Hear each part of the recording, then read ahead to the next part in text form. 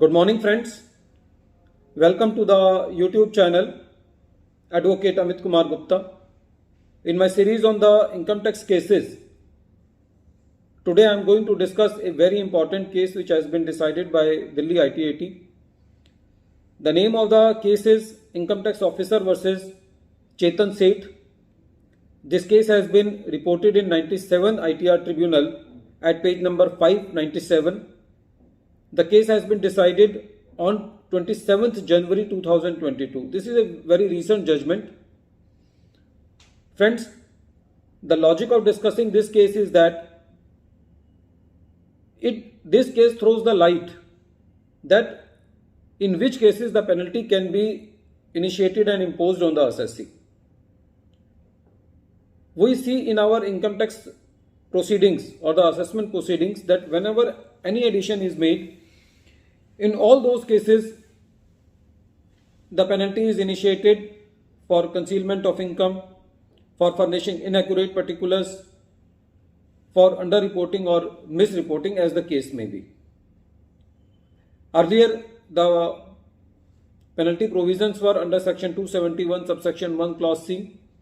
Now, the current penalty is being initiated under section 270A. The basic structure of initiating and imposing the penalty is the same. The thumb rule of initiating or imposing penalty is that if there is a debatable issue and there are two views available on that issue, and if the assessee chooses one option but the department is not convinced with that option and the department opts for the second option, then in those cases the penalty should not be initiated and imposed on the assessee.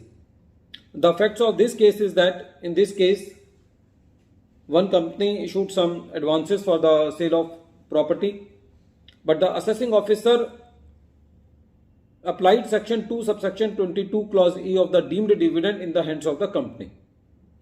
When the matter was before the CIT appeal point was that deemed dividend should be in the hands of the shareholder and not the company.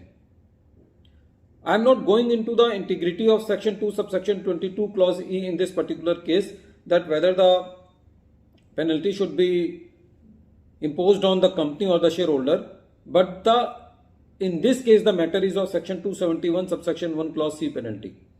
You was saying that the deemed dividend should be in the hands of the company. CIT appeal was of the opinion that the deemed dividend should be in the hands of the shareholder.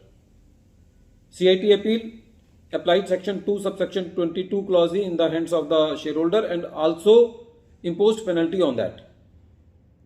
When this matter came to the ITAT said that deemed dividend itself is a very debatable issue, and in this particular case it is very lucid from the facts of the case that there was a difference of opinion between the assessing officer and the CIT appeal itself. One initiated the penalty and imposed deemed dividend section in the hands of the company, and the appellate authority did the reverse thing, that is applying section 2 subsection 22 clause E in the hands of the shareholder. So from the whole facts it is very clear that this issue is very debatable.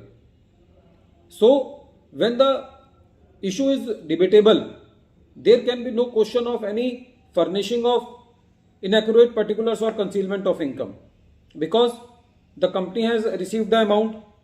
It was very clear from the books of accounts. The assessee has not hide anything from the department. Every transaction was in the balance sheet. So there was no furnishing of inaccurate particulars or concealment of income in this particular case. So the ratio of this judgment is that when the issue is debatable, then the penalty cannot be imposed on the assessee. Friends, this case is very important because we see in our cases in the assessment proceedings that penalty is just initiated for the sake of ritual. In every case, they initiate the penalty and in the regime of faceless assessment, it is very difficult to make them understand that penalty is not as per the law in the present case, but the department goes for imposing the penalty, so the litigation is going very fast in the faceless regime. This case is very important in dealing with all those cases in which the penalty is initiated and imposed in the debatable issues.